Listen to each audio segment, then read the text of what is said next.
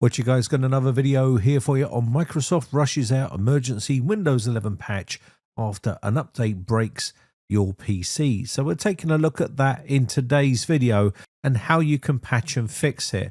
Now, Microsoft acknowledge 3 issues and have rolled out this quick update which you can download and install on the system. So officially they have admitted at least 3 problems so far out of that big Patch Tuesday update in January.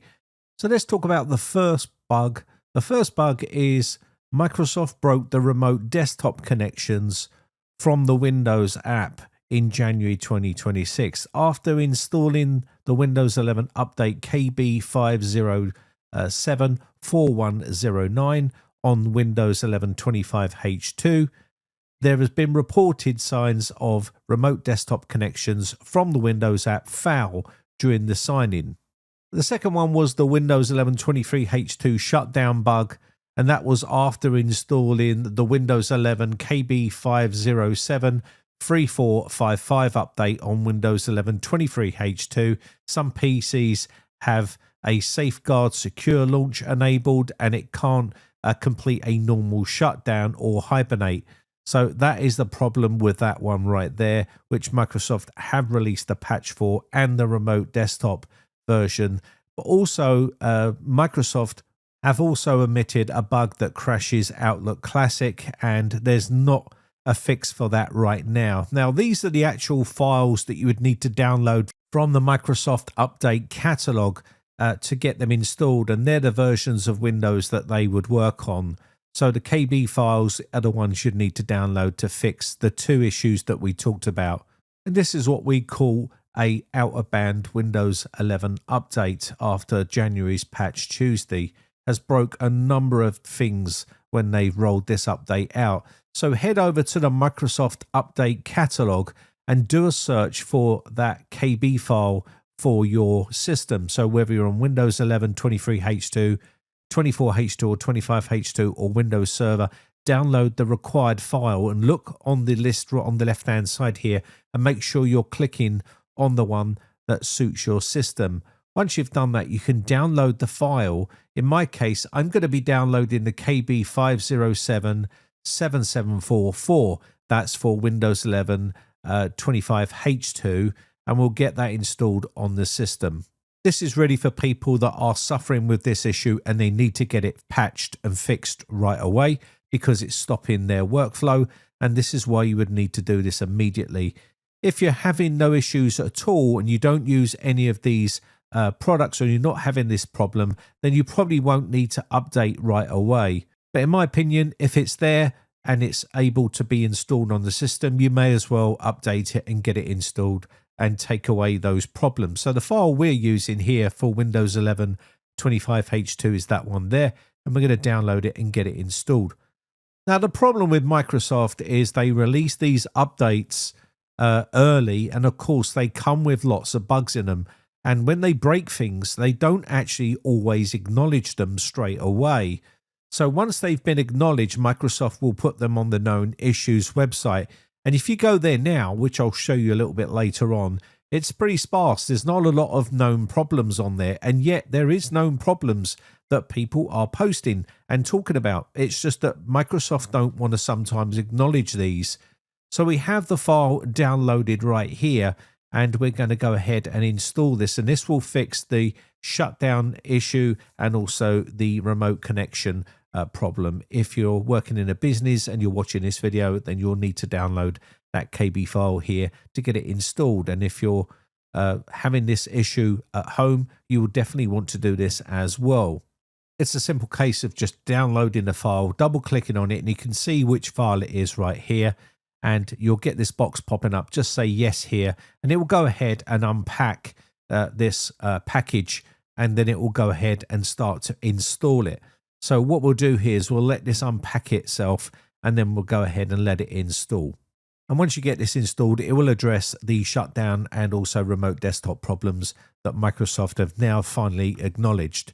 There is still a few other ones that are floating about that they need to fix, and whenever they release the patch for those, I will make an update video for you letting you know that you can now patch that system.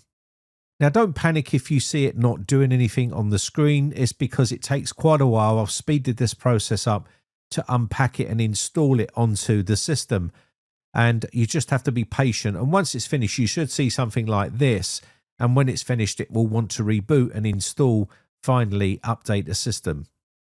So I'll quickly speed this process up and quickly reboot the system to get this installed on the system. Once it's fully updated, you want to go back to the Windows Update panel and just check to see if there's any other patches or updates, just in case it does trigger some other updates from Microsoft. It's always best to check. So I'll quickly speed this up and get back to the desktop, and we'll do that. And we'll go over to the known issues page, which I always tell people to keep an eye on. Even though Microsoft doesn't always add all of the stuff on there, it's always best to keep an eye on there because they do give you some sort of information sometimes. Now, of course, some of these problems are major problems, and obviously it will take a while before Microsoft recognize these and put them onto that document. And sometimes they're just like one-off little issues that some people may be having and going up on Reddit and places like that and making posts about these problems. But to my knowledge, there is at least 5 or more issues that are with this very latest Windows 11 update that happened on Patch Tuesday on January. So there is the known issues for Windows 11 25H2.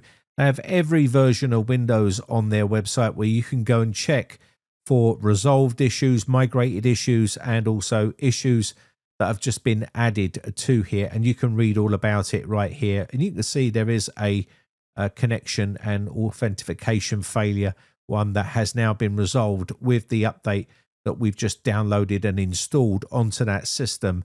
So it's always best to keep updated with issues, known bugs like these, and that way the problems will go away. Now, one thing that really frustrates people with Windows 11 is AI and also bloat and also failed Windows updates. It's been a problem for Windows 11. They've been plagued with problems with Windows updates since, I would say 24H2. There was problems with 24H2, 25H2 then come along, and it's continued, and it's not got any better, if I'm honest. And hopefully things will get better in the future. But by then, Windows 12 or a new version of Windows will come out. And unfortunately, it's just what people have to go through. I'm still on Windows 10. I did go to Windows 11 and I went back because I just wanted a stable version. And they've even broken Windows 10 with an update, and I've not rolled that update out yet because I have my Windows updates set to manual, and I take control of my updates when I want to roll out updates. I generally wait for a few weeks until I see what happens. And of course, I'm always keeping an eye on things before I roll out updates, just to see whether there's any major problems. And that's something that you may want to do to make it a little bit better for you. People seem to want to rush all the time to push out updates as soon as they're released by Microsoft, thinking that it's going to make their system better.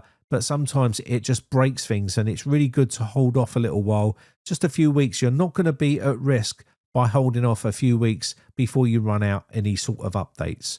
Anyway, that's just a quick video on a follow-up video from yesterday's video, which was problems with the latest Windows 11 January Patch Tuesday update. Anyway, my name has been Brian from briteccomputers.co.uk. Just want to give a quick shout out to all my YouTube members who joined my YouTube members group. With your tier 1, tier 2 or tier 3 support, I really do appreciate it, guys. Thank you very much. Anyway, I shall catch you in the next video. Bye for now.